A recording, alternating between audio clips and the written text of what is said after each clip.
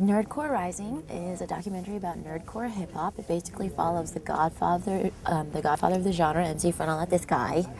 And nerdcore hip-hop is just like geeks rapping about geeky things, essentially. And, you know, it's a lot like, the movie's a lot like Hustle and Flow meets War Games. I went to one of his shows, and he had these fans there that were like kind of unbelievably devoted, and they had t-shirts on that like were, you know, equations, and like they knew a lot of stuff about Star Wars, and they were just like a unique bunch that you would never see these types of people in a club normally, except for NERDCORE brings them out to the club. So it was a nerd safe haven, and it seemed like NERDCORE was bringing these people into the fresh air. Into the fresh air, out from under their computers. A lot of the fans say that they have not been to a show recently, and sometimes that's an understatement. Yeah, no, that we have people in the movie saying that they hadn't been to shows, so in like years. So, so I thought like this is actually a movement, like something's happening here, and it should be caught on film. Why do I do what I do? Because I like rapping. Rapping's awesome,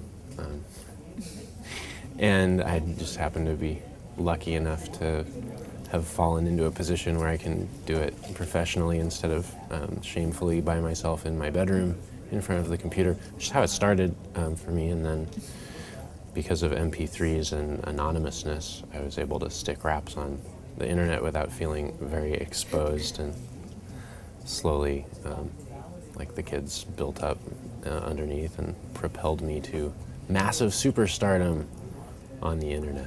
There's a bunch of kids who self-identify within the genre now, and they make their music in their bedrooms and put it on the internet, and they are everywhere. Europe, Australia, every region of the United States, various parts of Canada. Then the internet comes around and brings them together, so they're not like alone, and they get to like rap and share their music and disseminate it and like find each other, and then they're like a happy nerd family. I met her at the Star Wars convention, and did I mention she was looking for love? I had to call her bluff. Lady, you don't mean how that sounded. That 1,000-pound dude in the No Fat Chicks shirt's astounded.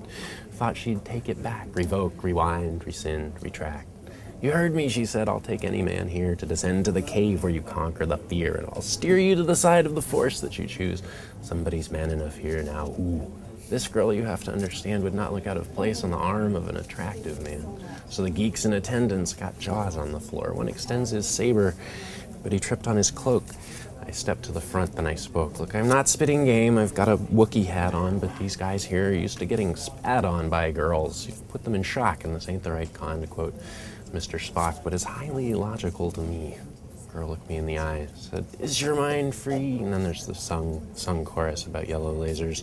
You can find that song and many others on the internet. And it's a dirty song, I'm warning you. Oh, yeah, it turns filthy in the second verse. We'll just ignore that part.